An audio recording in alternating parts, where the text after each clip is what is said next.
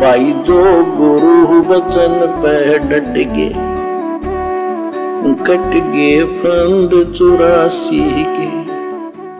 33 करोड़ देवी देवता जो रावण की कैद में पड़े हुए थे, और हमारे धर्म गुरु, पंडित लोग, ब्राह्मण लोग हमें उन्हीं लाचार और बेबस देवी देवताओं की पूजा करवाते थे, उनकी भक्ति करने को कहते थे।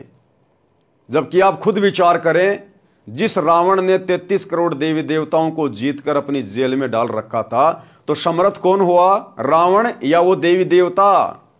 क्या उन देवी देवताओं से रावण की भक्ति करना श्रेष्ठ नहीं है? लेकिन हमें हमारे कोई भी धर्मगुरु, पंडित या ब्राह्मण ये निष्कर्ष निकाल कर नहीं दे पाए कि भक्ति मार्ग में एकमात्र परमात्मा कौन है। तो भाई और बहनों, बताओ फिर हमें कैसे लाभ मिलता उस भक्ति का?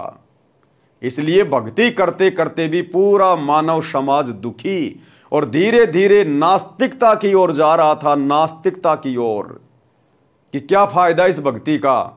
मैं तो सोमवार का व्रत करता हूं, मंगलवार का करता हूं, मैं तीर्थों पे जाता हूं, मैं कावड़ लेके आता हूं, मैं ये करता हूं, मैं वो करता हूं, मैंने इतना दान किया, इतने भंडारे किए, फिर भी मेरा जवान बेटा मर गया, मेरा पोता मर गया, मेरे काम धंधे में कोई बरकत नहीं है, क्योंकि हमारा भक्ति मार्ग सही नहीं है।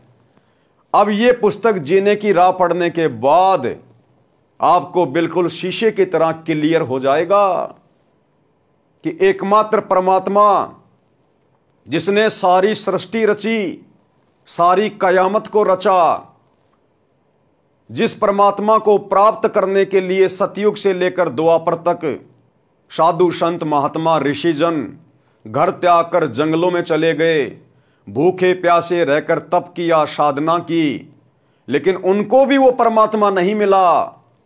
और आज इस कलयुग की बिचली पीढ़ी में, इस प्राइम टाइम में, भक्ति युग में, वो परमात्मा स्वयं धरती पर उतरा हुआ है, मनुष्य रूप धारण करके, संत रूप धारण करके, सतगुरु रामपाल जी के रूप में आप और हम भटकी हुई आत्माओं को अपनी शरण में लेकर सदा सदा के लिए शतलोक ले जाकर अखंड सुख देने के लिए, हमें 84 लाख प्रकार की योनियों के महाकष्ट से बाहर निकालने के लिए, काल के कहर से छुड़वाकर शतलोक ले जाने के लिए आज वो परमात्मा स्वयं धरती पर साक्षात नर रूप में प्रकट है, नर रूप में।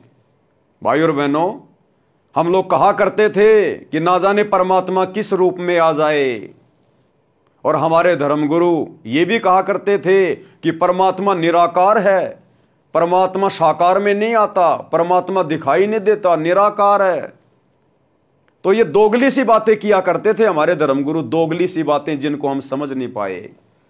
एक तरफ तो कह रहे हैं कि परमात्मा निराकार है, दिखाई नहीं देता, और दूसरी तरफ कहते हैं कि ना जाने परमात्मा किस रूप में आ जाए, इसलिए साधु संतों की सेवा करनी चाहिए, क्या पता परमात्मा किसी संत रूप में आ जाए।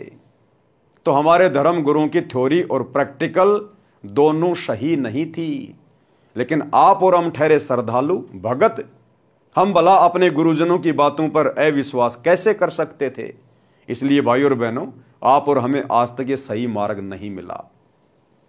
लेकिन आज मार्ग की बात छोड़िए, स्वयं परमात्मा धरती पर आके प्रकट हो चुके हैं। अब तो केवल उनके सत्संग सुन के, उनके द्वारा लिखी गई ये पवित्र पुस्तकें पढ़ के अपने आप को विश्वास दिलाने की आवश्यकता है कि वास्तव में धरती पर यदि एकमात्र शक्ति है, एकमात्र परमात्मा है, तो कबीर देव है। कबीर देव, वेदों में जिसकी महिमा कलम तोड़ लिखी हुई है, और वो कबीर देव वर्तमान में धरती पर 8 सितंबर 1951 से गांव धनाना, जिला सोनीपत, हरियाणा में परम पूज्य सतगुरु रामपाल जी परमेश्वर जी के रूप में सशरीर प्रकट है। एक बार उनका ज्ञान 2-4 महीने यूट्यूब पर सुनकर, उनसे उपदेश लेकर कुछ महीने भक्ति करके देखिए। उपदेश लेने से पहले जितने दिन आप सत्संग सुनेंगे, हर दिन आपको असीम शांति प्राप्त होगी। आपके घर में नए नए सुख होने शुरू हो जाएंगे, नए नए सुख। आपकी वो बीमारियां, वो परेशानियां जो लाखों रुपया बर्बाद करने के बाद भी नहीं कट रही, मात्र सतगुरुदेव के सत्संग सुनने से आपको उन बीमारियों से असीम राहत मिलना शुरू हो जाएगी। आपको एक असीम शांति महसूस होगी। और जिस दिन आप सतगुरु से उपदेश ले लेंगे और सही तरीके से मर्यादा में रहकर भक्ति शुरू कर देंगे, उसके बाद तो भाइयों और बहनों, परमात्मा आपको अपनी हथेलियों पे रखेगा।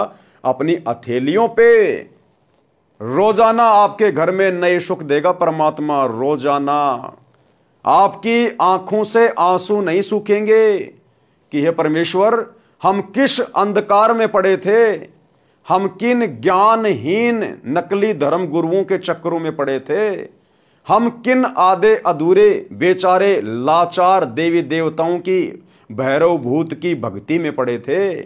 हमें तो भक्ति के सिर पैर का भी पता नहीं था और दुनिया ने तो सतगुरु से उपदेश लेके भक्ति का खजाना लूट लिया। हम तो बहुत पीछे रह गए। आप जी चिंता भी करोगे और ये ज्ञान होने के बाद आप जी एक खुशी भी महसूस करोगे कि देर सवेर कम से कम मैं सतगुरु की शरण में तो आया। ये भी मेरा सौभाग्य। जो गुरु बचन पे डट के कट गे फंद 84 के, कट गे फंद 84 के, कट गे फंद 84 के।